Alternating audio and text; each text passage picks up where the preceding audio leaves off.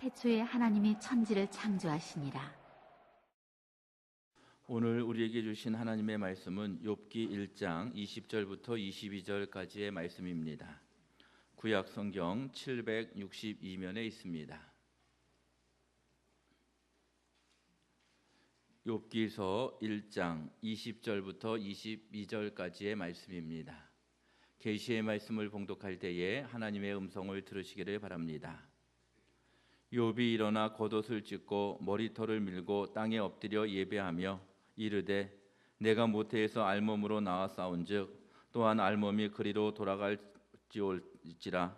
주신 이도 여호와시요 거두신 이도 여호와이시니 여호와의 이름이 찬송을 받으실지니이다 하고 이 모든 일에 욥이 범죄하지 아니하고 하나님을 향하여 원망하지 아니하니라.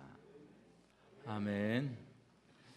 추수감사절에도 하나님의 성전에서 예배드리는 우리 모든 성도들에게 함께 하시는 하나님의 은혜가 가득하시기를 바랍니다. 중산층이라는 말이 있습니다. 중간 정도 산다 이런 의미인데 그래도 나는 이 나라에서 평균은 산다 이런 의미이지요.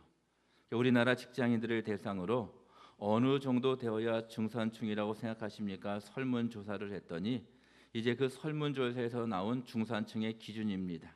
이 몇 가지를 이야기하는데 한번 들어보시기를 바랍니다.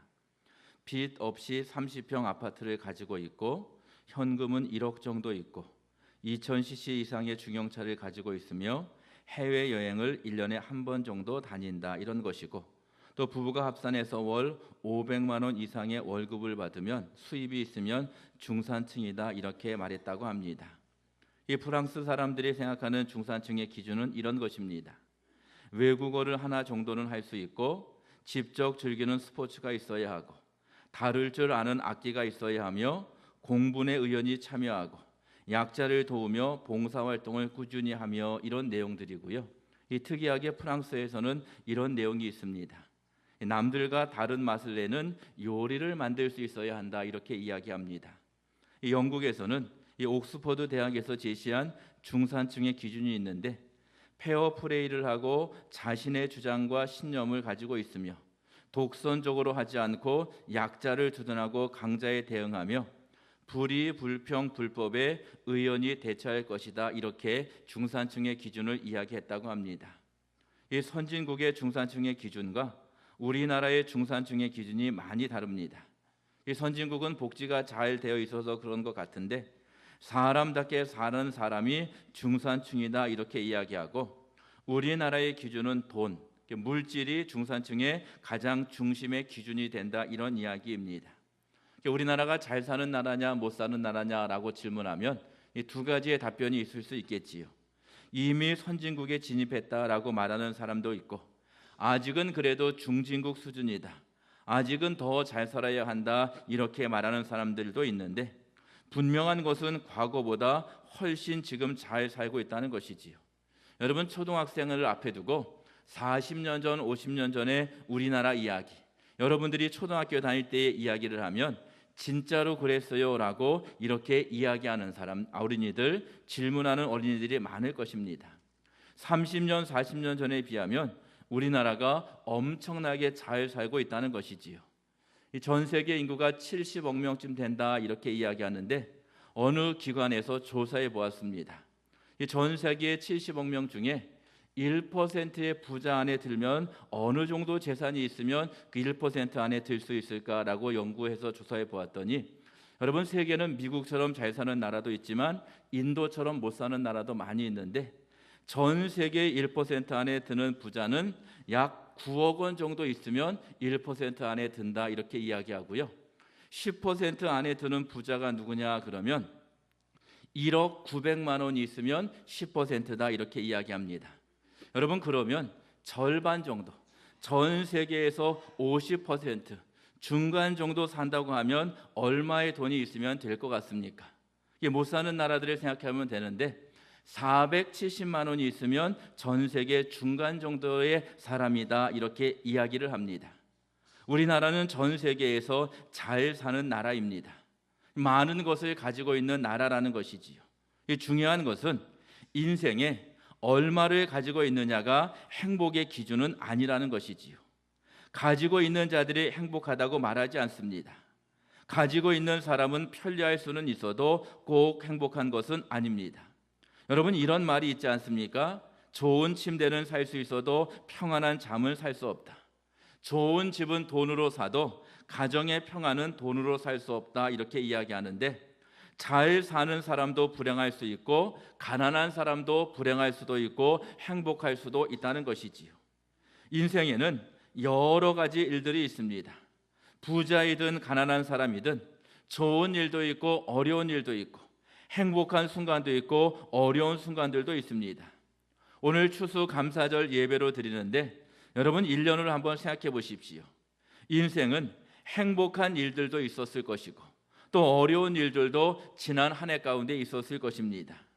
이 미련한 사람들의 대표적인 특징은 고난이 왔을 때에 나에게만 왜 이러느냐 이렇게 이야기하고 왜 나만 힘드느냐 이렇게 생각합니다.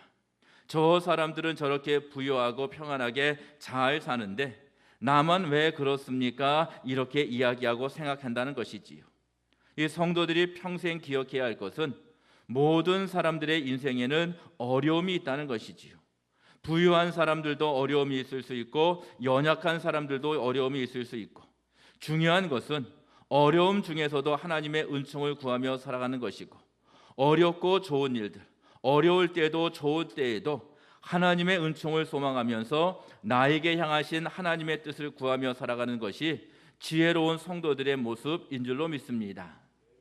지난 2주 동안 우리 교회에서 다니엘 기도에 참여하는 그러한 일들이 있었습니다.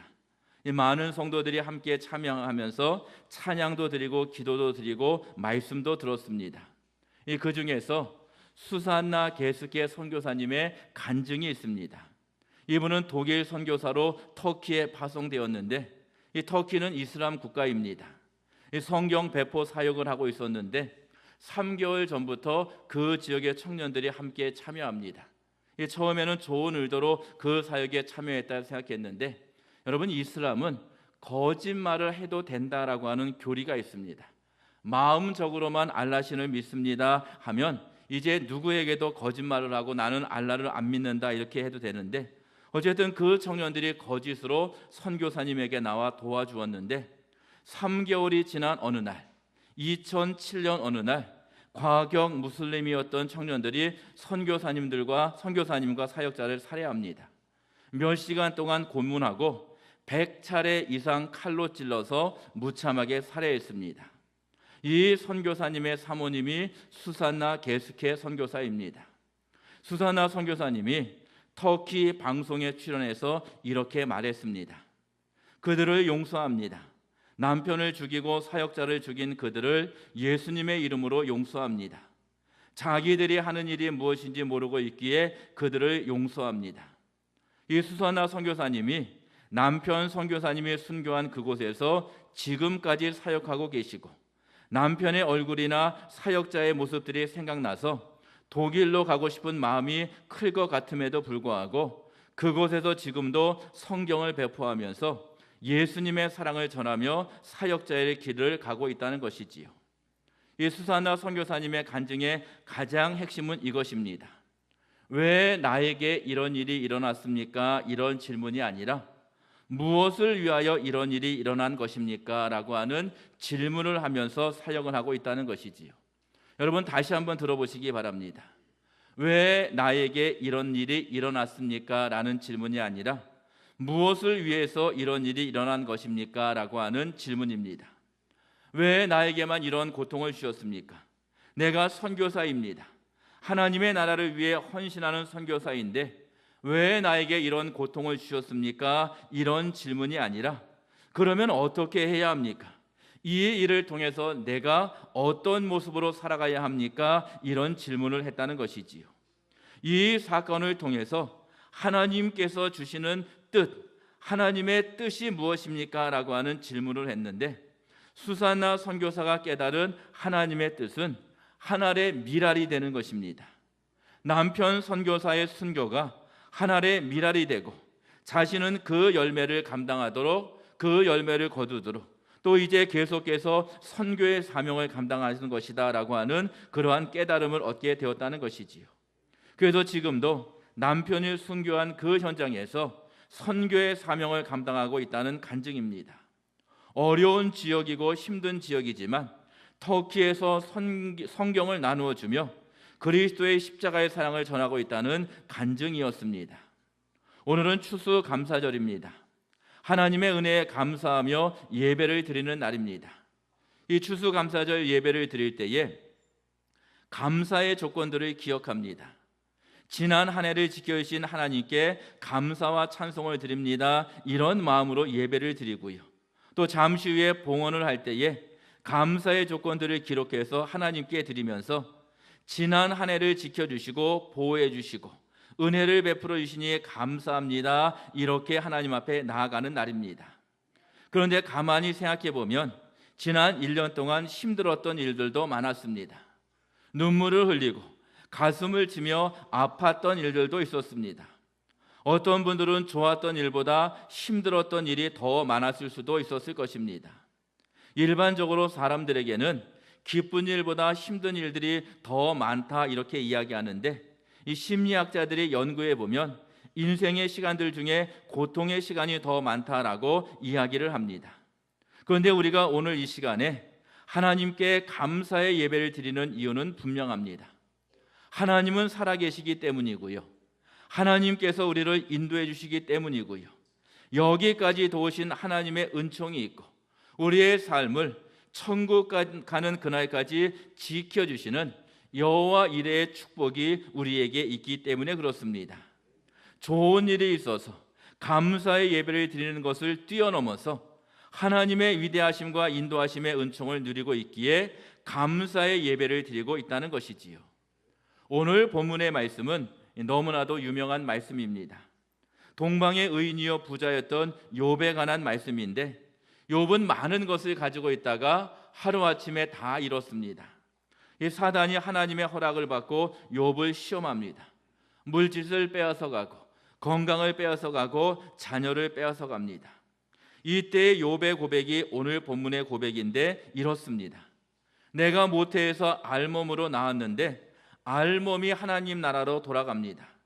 주신 분도 하나님이시고 거두시는 이도 하나님이신 줄로 믿습니다 고백하는데 그 다음이 중요합니다. 여호와의 이름이 찬송을 받으실지어다. 또 22절 말씀에 보면 모든 일에 욥이 범죄하지 아니하고 하나님을 향하여 원망하지 않았다 말씀합니다. 여러분 욥의 이야기를 가만히 생각해 보십시오. 모든 것을 잃어버렸습니다. 그런데 하나님을 찬송합니다. 원망하지도 않습니다. 하나님 앞에 죄를 지지도 않습니다. 욥의 부인은 하나님을 저주하고 떠났습니다. 이 사람들은 일반적으로 어려운 일이 있을 때에 사람들을 원망하지요. 당신들 때문에 그랬어. 너 때문에 그랬어. 그리고 심지어 어떤 사람들은 하나님을 향하여 원망합니다. 그런데 욥은 원망하지 않았습니다. 오히려 하나님을 찬송하고 여호와의 이름이 찬송받으시리로다라고 고백했다는 것이지요. 욥이 이렇게 고백할 수 있었던 아주 분명한 이유가 몇 가지가 있습니다. 먼저는 욥은 하나님의 주권을 인정하는 사람이었습니다. 하나님은 전능하십니다. 하나님께서 모든 세상을 주관하시고 모든 세상의 주인이십니다. 사람의 뜻대로 하나님께서 움직이시는 것이 아니라 하나님께서 주권자라는 뜻입니다. 이 성경에 토기장이의 비유가 있습니다. 그릇을 만들 때에 토기장이가 그릇의 용도를 결정합니다. 어떤 것은 귀히 쓰는 그릇으로, 어떤 그릇은 천이 쓰는 그릇으로 만드는데 토기장이의 뜻대로 만들어진다는 것이지요. 성도들이 분명하게 기억해야 할 것은 내 형편이 어떠하더라도 하나님은 살아계시고 하나님께서 우주의 주인이시라는 것이지요. 내가 이해할 수 없는 일을 만나도 하나님께서 역사의 주관자이시며 우주의 주인이라는 것이지요. 오늘 본문의 욥을 생각해 보십시오. 자신의 상황을 이해할 수 없습니다. 내가 하나님 앞에 온전한 모습으로 나아갔는데 너무 큰 어려움을 당하고 있습니다. 이때에도 욥이 하나님을 찬송할 수 있었던 이유는 무엇이냐면 온 세상의 주인은 내가 아니라 하나님이시고 하나님의 주권을 인정할 때에 여호와의 이름을 찬송할 수 있었다는 뜻입니다. 목회할 때에 가장 안타까운 사람들은 인생의 작은 고난을 만났을 때에 교회를 떠나는 사람들입니다. 인생은 고난을 만날 수밖에 없는데 그곳으로 인해서 믿음을 떠나는 사람들을 보면 마음이 너무너무 안타깝습니다. 우리 그리스도인들이 기억해야 합니다. 우리가 인생을 살아갈 때에 어려움을 만날 수 있지만 결국 하나님께서 모든 것의 주인 되신 하나님의 주권을 인정할 때에 믿음 가운데 살아갈 수 있고, 내 형편이 어떠하든지 하나님은 살아계시다라는 고백으로 살아갈 때에 믿음으로 승리하며 살아가는 복 있는 인생들이 될 줄로 믿습니다. 그리고 둘째로 욥은 하나님의 사랑을 알고 있었습니다. 내가 비록 지금 어렵습니다.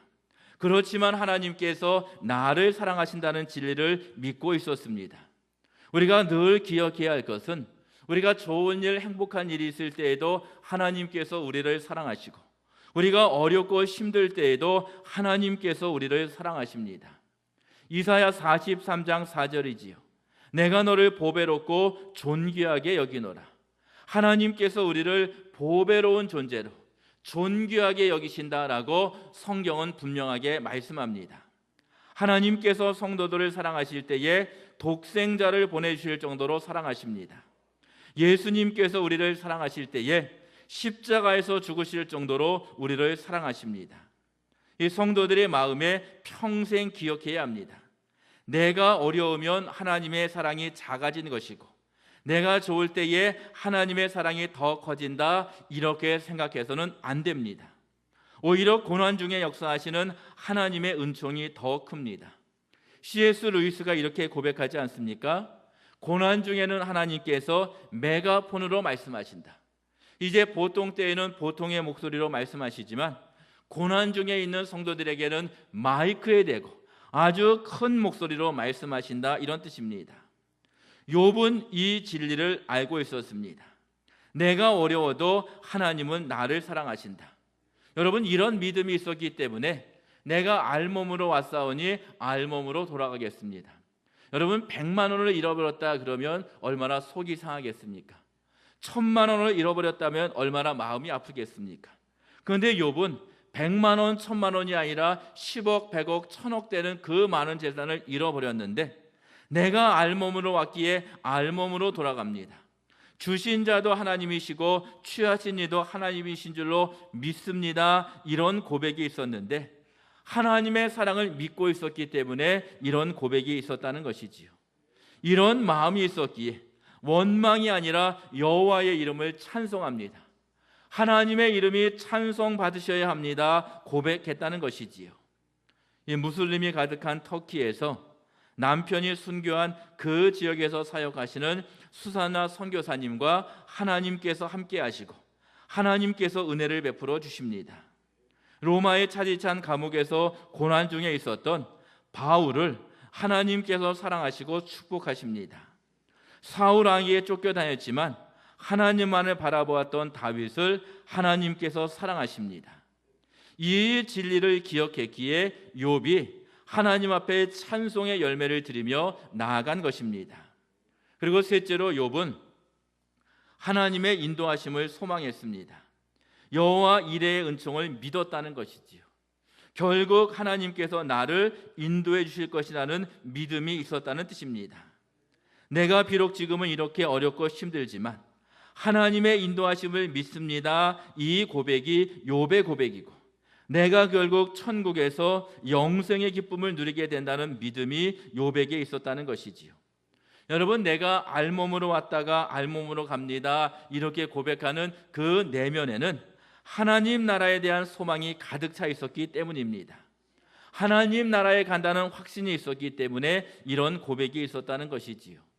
이스라엘 백성들이 광야로 나아갈 때에 어찌할 바를 몰랐습니다. 동으로 가야 할지 서로 가야 할지, 이때 구름 기둥과 불 기둥으로 인도해 주셨습니다. 그래서 결국 그들이 가나안 땅에 이르게 되었는데, 물론 광야에서는 여러 가지 삶들이 있었습니다. 행복한 일도 있었지만 어렵고 힘든 일도 있었고 전쟁도 있었고 고통도 있었는데 합력하여 선을 이루시는 하나님께서 이스라엘 백성들을 가나안 땅으로 인도해 주셨던 것처럼 믿음의 사람들, 우리 모든 그리스도인들을 하나님 나라로 인도해 주시는데, 이 믿음이 욥에게 있었기에 어려움 중에서도 하나님 앞에 감사를 드리며 찬송의 열매를 드렸다는 뜻입니다. 오늘은 추수감사절로 하나님께 예배 드리는 날입니다. 이 현수막을 걸고 과일로 예쁜 장식을 만들어서 하나님 앞에 감사의 마음으로 예배를 드리는 날입니다. 이 추수감사절의 핵심은 범사에 감사하며 나아가겠다고 결단하는 우리의 마음을 드리는 것입니다. 지난 한 해를 지켜주신 하나님 앞에 찬송과 감사의 열매를 드리고, 더 중요한 것은 내가 어떤 형편에 있더라도 하나님의 은혜와 축복을 소망하면서 감사의 열매를 드리겠다는 믿음의 고백을 드리는 것입니다. 이 사도 바울이 성도들에게 교훈합니다. 범사에 감사하라. 이것이 너희에게 향하신 하나님의 뜻이다 말씀합니다. 여러분, 범사라는 말을 잘 기억해야 하는데, 범사라는 말은 좋을 때, 보통일 때, 어려울 때 모든 일에 하나님 앞에 나아가 감사와 찬송의 열매를 드려야 하는데, 범사에 감사하는 자들의 특징은 너무나도 분명합니다. 하나님의 주권을 인정할 때에 가능하고요, 하나님의 사랑과 인도하심을 인정할 때에 범사에 감사하며 살아갈 수 있습니다.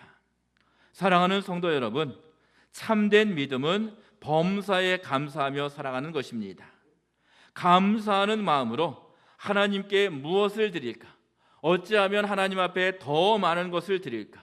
내가 무엇으로 하나님께서 기뻐하시는 일들을 감당하며 살아갈까라고 하는 마음으로 나아가는 자들이 참된 믿음의 사람들인 줄로 믿습니다. 크신 하나님의 주권과 사랑을 기억하며 오늘도 감사하시고 평생을 살아갈 때에 감사의 열매를 맺으며 살아가는 복 있는 성도들이 되시기를 우리 주님의 이름으로 간절히 축원합니다. 기도하겠습니다.